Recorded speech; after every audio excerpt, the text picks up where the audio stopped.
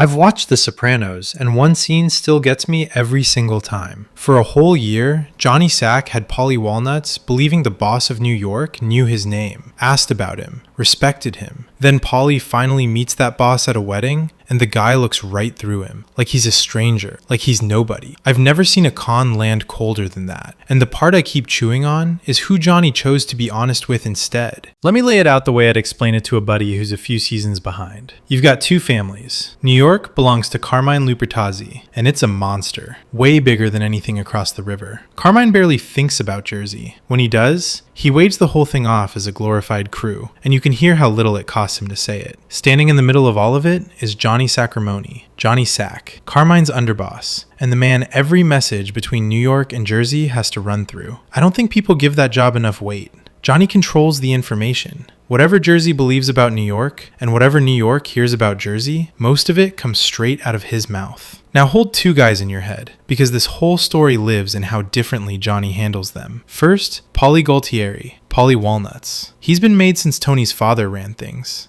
Loyal down to the bone, vain as hell, and by season 4, he's hurting. He just did 4 months inside, his money's down, and Silvio pulls him aside and tells him the thing that would gut any of these men. People are starting to wonder where his heart is. Second, Ralph Cifaretto, nasty, sharp, and one of the best earners in the entire show. He's the point man on the Esplanade, the huge construction job New York and Jersey split down the middle. New York loved having Ralph around. New York didn't know Paulie was alive, and Johnny understood that gap better than anybody. I want to start with Paulie, because his was the long con. It ran for a year, and watching it back, it's almost painful to sit through. Season 4, Paulie's drifting away from Tony. He feels broke, overlooked, disrespected. And who's right there in his ear the whole time? Johnny Sack. Old friend, warm voice, all the patience in the world. Johnny lets him vent, and then he slips the poison in. Carmine won't forget you, Paulie. If it gets bad enough over here, who knows? There could be a change. He never once says the word boss out loud. He just leaves the door cracked open and lets Paulie walk through it in his own head. And here's the trap.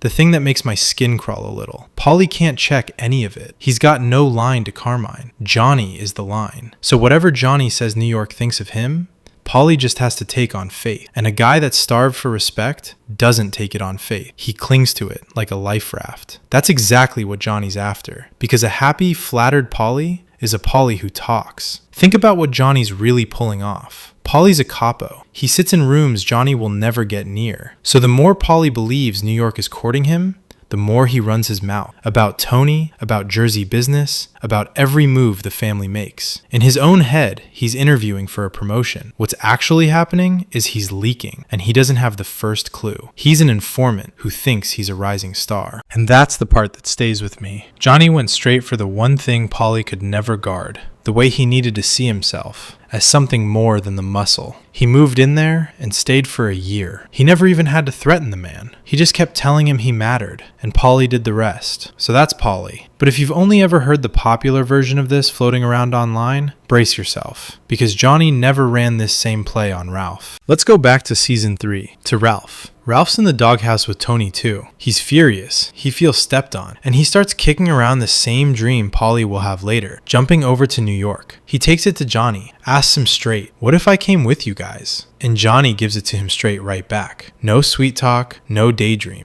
He tells Ralph, friend to friend, that yeah, Tony can be a real pain to deal with, but New York and the Sopranos go back too far, and that bond isn't budging for Ralph or anybody else. Then he twists the knife a little. You did this to yourself, Ralph. No move to New York, no rescue, just the cold facts laid on the table. And Johnny didn't need to lie to him, which is the whole tell. Carmine actually knew who Ralph was. I'm not guessing here. The show hands you the proof on a plate. When Ralph makes that ugly joke about Johnny's wife, Johnny goes to Carmine and asks to have him clipped for it. And Carmine shuts it down, won't allow it. Now sit with that for a second. Why would the boss of New York step in and protect some Jersey captain from his own underboss? Because Ralph made everybody rich. He was the guy standing on top of the money. Nobody throws their body in front of a man they've never heard of. So look at these two side by side, because it wrecks me a little every time I do. The guy New York genuinely respected got the honest truth to his face, even when it stung. And the guy New York had never heard of got a full year of pretty lies. Ralph could take the truth, so Johnny handed it to him. Paulie couldn't, so Johnny handed him a story. And there was nothing accidental about any of it. Johnny had read both men all the way down to the bone, and he treated each one accordingly. Then it all catches up with Paulie at a wedding. The episode's called Eloise. Season 4, right near the end. Paulie's at a wedding. The bride is the daughter of Carmine's housekeeper. And there, across the room, is Carmine Lupertazzi in the flesh, the boss. The man who, as far as Paulie's concerned, has spent a whole year asking after him. So Paulie goes for it. He walks right up. Nobody introduces him. He just plants himself in front of the boss of New York and starts talking business. Tony, the trouble between the families, out loud at a wedding reception. And Carmine looks at him like he's never laid eyes on him, because he hasn't. He asks Paulie his name. Then he digs around for the one scrap he's got and comes back with, "Your father got run over by a trolley, right?" And when Paulie, starting to sweat now, says Johnny must have mentioned him, Carmine lands the line that ends it. "Johnny who, Sack? Talk to me about what?" A whole year of fantasy, gone in a single sentence. I felt it right in my chest the first time I saw it. Now, people have been arguing about this scene for 20 years, and honestly, both camps have a case. Some folks swear Carmine truly had no idea who Paulie was, and I get it. Paulie was a nobody soldier for decades before Tony finally made him a capo. He was never in those big New York sit-downs.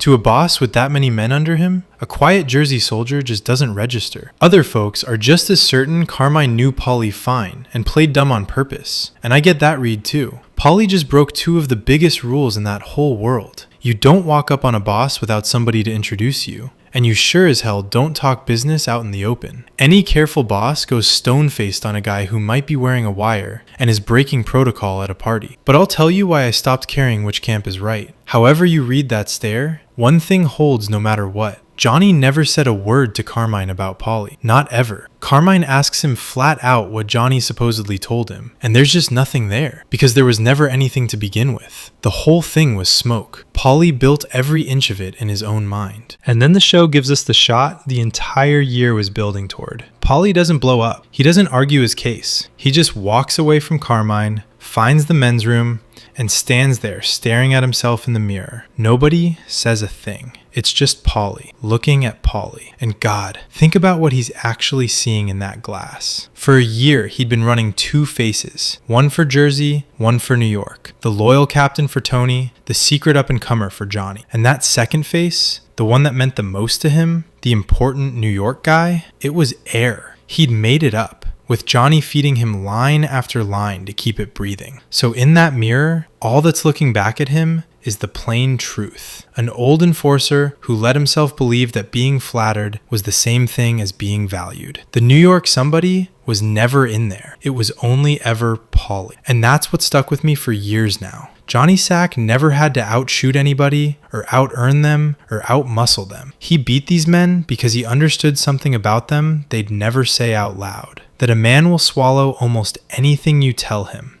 as long as you tell him he's bigger than he's scared he really is. Ralph could take the truth, so he got it. Paulie couldn't, so he got the dream. And neither one of them ever once felt Johnny's hand on the dial. One con, one whole year. One man told he mattered to New York by the exact person who knew for a fact that he didn't. And another man handed the plain truth. Because with Ralph, the truth got the job done on its own. That's what I keep circling back to with Johnny Sacrimoni. He gave these men their own reflections, and he chose, very carefully, who got to see themselves clearly and who got to keep dreaming. So do me a favor and settle it for me in the comments, because I honestly go back and forth on this myself. When Carmine stared at Paulie and came up blank, did he truly have no idea who Paulie Walnuts was? Or was that dead-eyed stare the single coldest insult in the whole series? Tell me where you land, and point me to the moment that made up your mind.